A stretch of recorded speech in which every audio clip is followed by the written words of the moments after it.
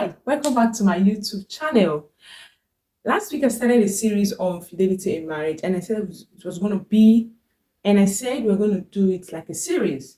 So we discussed what fidelity should be and what it is not, because a lot of times we think that it is just about what you've not done with someone else. It can also be what you've done with someone else. All right. So if you've not watched that video, I encourage you to go back and look at that video so that you can make connection with what we're going to discuss today. So today I want to talk about a few ways that you can build fidelity in your marriage. The first thing you need to do is to have that decision, to have plans to be faithful to your spouse. If you're not married, perfect. This is the best time to make that decision. But if you're already married, you can still decide. I know that you can't find someone who's going to get married who decide, okay, I'm going to be cheating on my spouse. There might be some exceptions for people who are not mentally okay or morally okay. So I'm not talking about those, but I'm talking about real people who mean well for their spouse, who love their spouse, and who want to do the best thing for their spouse. So the first thing is to plan not to cheat on your spouse. Plan how you be faithful to your spouse. Because if you don't have a plan, you can go with anything that comes. That means if something happens and you have the opportunity, you're going to cheat on your spouse. The next thing is, which is number 2, is to learn how to be faithful. Keep learning. Constantly equip yourself with the right knowledge. Because if you don't have the right knowledge, anything goes. You will not know better. So whatever that happens and you are opportune to cheat on your spouse, then you will take that opportunity. But if you are learning and constantly improving on yourself, you will know things that you must not do with somebody else that's not your spouse. So you need to learn. You need to equip yourself with knowledge. The third thing is to create a fidelity plan. Yes, I know I've mentioned plan not to cheat, but here I'm talking about implementing plan, having a set down plan of things that you're going to do to keep you in check. Part of it will be the actions that you are going to be taking to remain faithful. If it is, this is what I cannot do with an opposite sex as long as I am married. Those are the set of rules. That's like putting yourself in check, having a set of rules of things that you can never do with somebody and sticking to them, how you're going to execute them.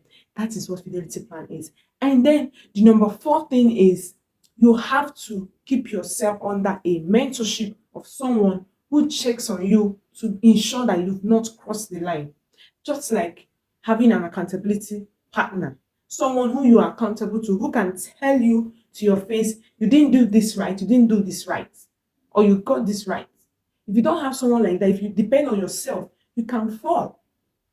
You cannot trust yourself so much. So you have to put an accountability system. The first person that should even be your accountability partner, the first person that should be your accountability partner is your spouse. Your spouse should be your spouse should hold you responsible.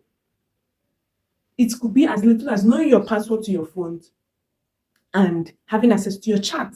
If you know your chat has permission to check through your spouse, check through, if you know that your spouse has access to check through your messages and your chat with people, then it keeps you in check. It helps you know what not to do. You know, okay, I can't do this, I can't say some things to people. And it's not like you're going to be deleting chat because I know someone will be like, okay, I'll do it, but I'll clean up my mess. That's not still it. You're still cheating if you do that. So it is being transparent, being sincere with your conversations with people so that if your spouse sees them, they will not freak out. They will not be disappointed with you. So your partner should be your accountability partner that holds you accountable. You should hold each other accountable and also get someone external, a mentor who you regard in high esteem, who you respect, who can call on you, who your wife or your husband can report you to if you mess up, if you do something silly, so that you know that this person is going to call for me and I'm going to have to explain myself. You know that you don't want to explain yourself why you misbehave, then it keeps you in check. And then the next thing is check your friends. Don't keep friends with people that cheat on their spouses. Don't have friends who think that cheating is a sport that anyone can partake in. You need to equip yourself with people that have the same value system, people that share the same value system with you, so that when you are moved to cheat and you talk to them about it, or when you're beginning to deviate, when you're beginning to cross the line, when you're seeing yourself not interested in someone else than your spouse, you can call them and say, see, I don't know what has come over me. I need your help.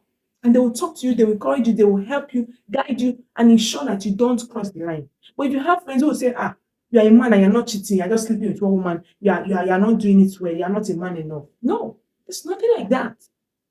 So you need to ensure that you stay faithful to your spouse and have friends who will help you do that. If you don't like drinking, don't keep friends who drink. If you don't like cheating on your spouse, don't keep friends who cheat on your spouse. If you don't have divorce in you, just like when you don't have divorce in your plan, don't have friends who are divorced or who have plans to divorce their spouses if any small thing happens. So these are some of the ways you can remain faithful to your spouse. Then lastly, always ensure to pray for your spouse because that helps you to know that I cannot finish praying for this person and do something to hurt them. When you pray for your spouse regularly, it helps to grow your love for them. You know, when we are outside of marriage, we are all over each other, the chemistry is so high. But when you get into marriage, it gets to drop because that's a feeling. But what helps you to keep the fire of your marriage burning is if you constantly pray for your spouse, genuinely, not forget to change them, not forget to do anything to them and do something bad to them, but for you to constantly love them. Because you need to love your spouse to be able to stay faithful to them, to be able to not want to hurt them. So I guess this is where we'll come to the end of this video for today. If you've been blessed, if you've learned something, share in the comment section and don't forget to like this video and subscribe if you have not done so you can get notification of our subsequent videos. Until I come your way again, I'll see you. Bye.